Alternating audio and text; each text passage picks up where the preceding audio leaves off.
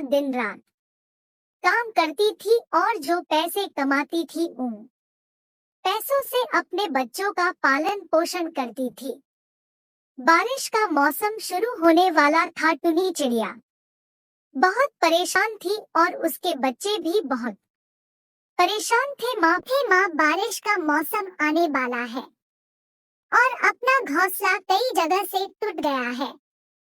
लगता है अब हमें दूसरा घोंसला बनाना पड़ेगा। तभी उसका बेटा गुड्डू कौआ आता है और कहता है, माँ मैं अपने दोस्तों के साथ बाहर खेलने चला जाऊं। गुड्डू कौआ खुश होकर अपने दोस्तों के साथ खेलने के लिए चला जाता है। तभी टुनटुनी चिड़िया कहती, माँ अगर बारिश अभी शुरू हो गई तो हम क्या करेंगे और कहाँ रहेंगे? टुनी बेटी तुम परेशान नहीं हो, मैं कुछ सोचती